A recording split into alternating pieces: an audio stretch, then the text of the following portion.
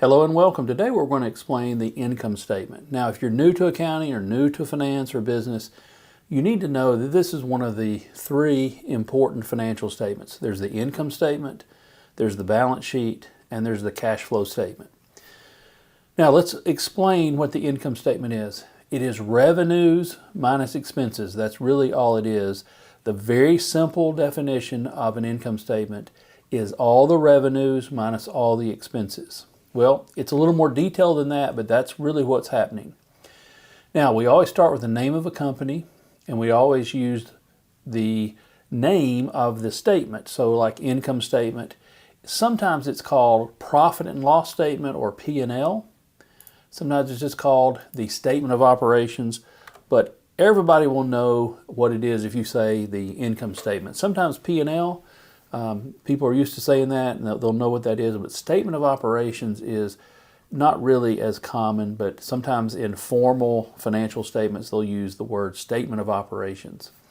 Now, the income statement is always for a period of time, and this one's for a year, and we actually have 2 years. We have for the year ending December of 2026 and the year ending December 2027. So it's always for a period of time, and we'd always say, the name of the company and that it's an income statement. Now, let's look at line by line and try to understand what's going on. Now, revenue is anytime we receive sales or cash a lot of times from customers. So we're selling a product or service, and so therefore that's revenue. We could call that sales revenue, net sales, sales, all that means the same thing, and they would use the word for that revenue. Now, the next line is cost of goods sold. Sometimes it's abbreviated, sometimes it's called cost of sales or cost of revenues. Now, this is a subtraction. Now, on an income statement, you might see it's $391 and then $210, and they'll do the subtraction. I'm making it real obvious that this is a negative number. This is an expense that reduces down to our gross profit. So cost of goods sold is how much it costs to us as a company to provide the good or service. So cost of goods sold is our cost of providing that product. Then we have gross profit or gross margin. Gross profit or gross margin is how much we're making on each item that we're selling.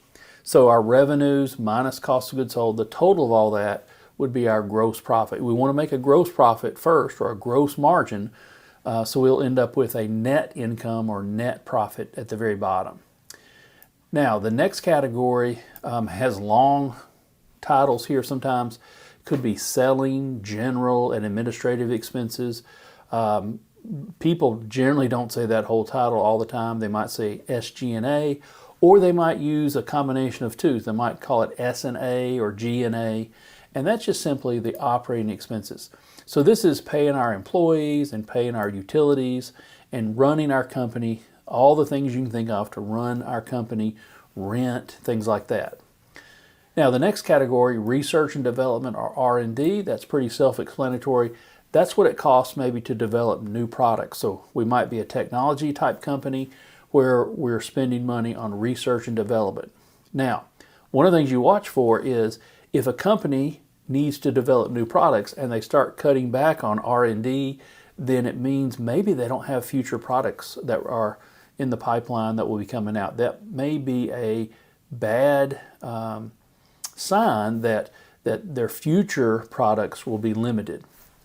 Now, the next one is depreciation or depreciation expense, and that is we buy these long-term assets like equipment and building and machines and trucks and all sorts of things like that, furniture, buildings. All that is allocated the cost over time, and that's what depreciation expense is. For example, a truck, you might have it for 5 years, and the cost of that truck is allocated over the 5 years, and that's an expense every year. Now, this is not a cash expense. This is an allocation over time. So it's a real expense. It reduces our net income, reduces on the income statement, but it's one of those things where we say, oh, it's a non-cash expense. We're not paying $6,000 in 2027 for depreciation. That's an allocation of the cost. Then we have gross profit minus these numbers, and we end up with operating profit or operating income. Sometimes you'll see it called something like income from operations. Now, if we're building our income statement, a lot of times we would call it EBIT for earnings before interest and taxes. Earnings before we pay interest and taxes. So it's easy to understand that we're really clear. Sometimes this operating income or operating profit, it's really similar, but if we say EBIT, then we kind of know exactly where that is. Interest revenue is if we invest and we receive interest, and that's revenue to us. And interest expense is if we borrow money, then that's the cost of borrowing money, that's interest expense. We take the operating profit minus the interest expense plus the interest revenue. We end up with earnings before tax, or EBT. Sometimes we call it a pre-tax profit. So this is one of the ways we measure how well we're doing before we have to pay the required taxes, income taxes that we might owe. And then taxes would be income tax expense or provision for income tax. That's how much we owe the government or the state or the federal for taxes that we owe. And then after we pay all these things, then did we make a profit? So net income is also called net earnings or net profit. So if someone says, hey, what's the profit?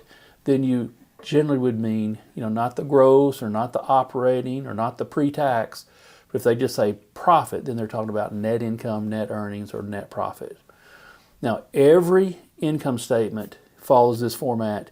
It could be more complicated, but just kind of break it down and simplify it and say, okay, what are my revenues? What's my cost of goods sold? What's my gross profit? And then you'll figure out every income statement follows this format. They might use slightly different terms. It may be really big numbers in the millions and billions, but this is a basic format of an income statement.